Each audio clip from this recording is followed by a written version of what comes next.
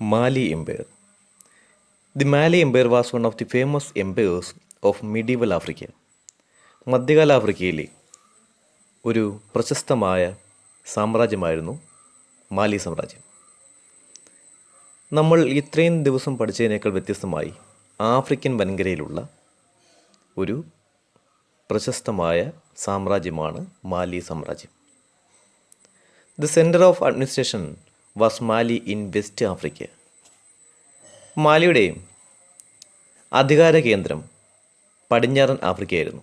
നിങ്ങൾക്ക് ആ ചിത്രത്തിൽ കാണാൻ കഴിയും. Observe the map and locate the areas that came under the Mali empire. Mali എംപയറിൻ്റെ കീഴിലുണ്ടായിരുന്ന പ്രദേശങ്ങൾ ഏതൊക്കെയാണെന്ന് ആ ഭൂപടത്തിൽ നോക്കിയാൽ നമുക്ക് മനസ്സിലാക്കാം. Kankan Musa was a famous ruler of medieval Africa who was known in European records as Mansa Musa. അപ്പോൾ കങ്കൺ മൂസയായിരുന്നു മാലി എംപയറിലെ ഏറ്റവും ശക്തനായ ഒരു ഭരണാധികാരി.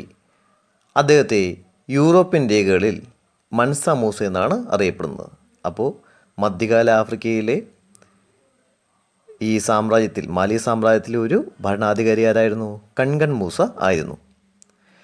മാലി had huge treasures of gold and hence it was a very wealthy region at that time.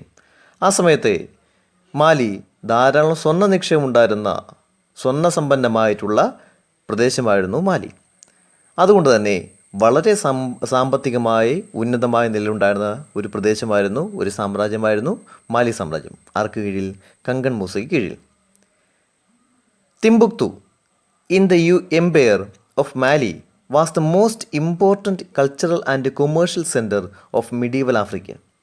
അതുമാത്രമല്ല, മാലിയിലെ ഏറ്റവും പ്രധാനപ്പെട്ട ഒരു കൾച്ചറൽ ആൻഡ് കൊമേഴ്ഷ്യൽ സെൻറ്റർ ഉണ്ടായിരുന്നു. അതിൻ്റെ പേര് തിംബുക്തു എന്നായിരുന്നു. അപ്പോൾ മാലിയുടെ പ്രധാനപ്പെട്ട നഗരമായിരുന്നു തിംബുക്തു. ആ തിംബുക്തു ഒരു സാംസ്കാരിക വാണിജ്യ തലസ്ഥാനമായിരുന്നു. ആരുടെ? മാലി സാമ്രാജ്യത്തിൻ്റെ വാണിജ്യ തലസ്ഥാനമായിരുന്നു. Merchants from Venice, Granada and Genoa reached Timbuktu for marketing their merchandise such as gold and Ivory.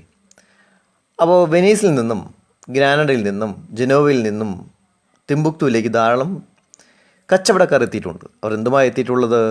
സ്വർണ്ണമായിട്ടും ആനക്കുമായി എത്തി അവിടെ കച്ചവടം നടത്തിയിട്ടുണ്ട്.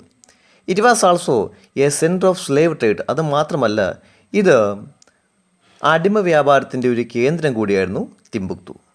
Okay, the university of Timbuktu was one of the leading centre of knowledge of that period. അപ്പോൾ ആ കാലഘട്ടത്തിലെ ഏറ്റവും പ്രധാനപ്പെട്ട ഒരു യൂണിവേഴ്സിറ്റി ആയിരുന്നു Timbuktu university. Okay, was one of the leading centre of knowledge of that period. ആ സമയത്തെ അറിവിൻ്റെയും കലയുടെയും ഒക്കെ തന്നെ ഒരു കേന്ദ്രമായിരുന്നു, അറിവിൻ്റെ കേദാരമായിരുന്നു തിംബുക്തു university. The university attract students from all parts of the world. ലോകത്തിൻ്റെ പല ഭാഗത്തു നിന്നുള്ള കുട്ടികളെ, വിദ്യാർത്ഥികളെ ആകർഷിച്ചിരുന്ന ഒരു പ്രധാനപ്പെട്ട യൂണിവേഴ്സിറ്റി ആയിരുന്നു നമ്മുടെ തിംബുക്തു യൂണിവേഴ്സിറ്റി. അപ്പോൾ പഠിച്ചു വയ്ക്കാമല്ലോ. അപ്പോൾ തിംബുക്തുവിനെ കുറിച്ച് നന്നായി ഈ കാര്യങ്ങൾ പഠിച്ചു വയ്ക്കുക. അപ്പോൾ എക്സാമിന് ഈ ഒരു ചോദ്യം ചോദിക്കുന്നതാണ്. ഇത് മാത്രമല്ല, the great mosque constructed by Kankan Musa at Timbuktu was the leading centre of Islamic studies during the medieval period. അപ്പോൾ മധ്യകാല ആഫ്രിക്കയിൽ തിംബുക്തുയിൽ കങ്കൺ മൂസ എന്ന ഭരണാധികാരി, അല്ലെങ്കിൽ മൻസ മൂസ, യൂറോപ്യൻ രേഖകൾ പ്രകാരം മൻസ മൂസ എന്ന ഭരണാധികാരി ഗ്രേറ്റ് മോസ്ക്, മഹത്തായിട്ടുള്ള ഒരു മോസ്ക്, ഇസ്ലാമിക് മോസ്ക് തിംബുക്തുവിൽ സ്ഥാപിക്കുകയുണ്ടായി. അതെന്തായിരുന്നു? It was a leading centre of Islamic studies during the medieval period. മധ്യകാല ഘട്ടത്തിൽ ഇസ്ലാമിക പഠനത്തിൻ്റെ ഏറ്റവും പ്രധാനപ്പെട്ട കേന്ദ്രങ്ങളൊന്ന് തിംബുക്തുവിൽ കങ്കൺ മൂസ സ്ഥാപിച്ച ഗ്രേറ്റ് മോസ്ക് ആയിരുന്നു. അപ്പോൾ ഇത്രയും കാര്യങ്ങളൊന്ന് നോക്കി വയ്ക്കുക. അപ്പോൾ തിംബുക്തു എന്ന നഗരത്തെക്കുറിച്ച് ഒരു 4 മാർക്കിന് നിങ്ങൾക്ക് പരീക്ഷയ്ക്ക് ചോദിക്കും. അപ്പോൾ അതൊന്ന് പഠിച്ചു വയ്ക്കുക. മൻസ മൂസയെക്കുറിച്ചും 3 മാർക്കിന് ചോദിക്കാൻ സാധ്യതയുണ്ട്. ഓക്കെ, ഇനി നമ്മൾ പഠിക്കുന്നത് the journey to Mecca. Extend reading ആണ്, നോക്കുക. The journey of Kankan Musa to Mecca in the year 1324 is world famous. അപ്പോൾ ലോകപ്രസിദ്ധമായ കങ്കൺ മൂസയുടെ ഒരു യാത്രയുണ്ട്. എവിടേക്കുള്ള യാത്രയാണ്? മെക്കയിലേക്കുള്ള യാത്ര. ഏത് വർഷമാണ്? 1324, 1324. He along with his routine, അദ്ദേഹത്തിൻ്റെ യാത്രയിൽ carried with dum kilograms of gold. അപ്പോൾ അദ്ദേഹത്തിൻ്റെ യാത്രയിൽ അദ്ദേഹം ധാരാളം സ്വർണം കൂടെ കൊണ്ടുപോയിരുന്നു. എന്തിനു വേണ്ടിയാണ്? On the way he gave alms to the poor, പോകുന്ന വഴിയിൽ അദ്ദേഹം പാവപ്പെട്ട ആൾക്കാരെയൊക്കെ തന്നെ സഹായിക്കുകയുണ്ടായി.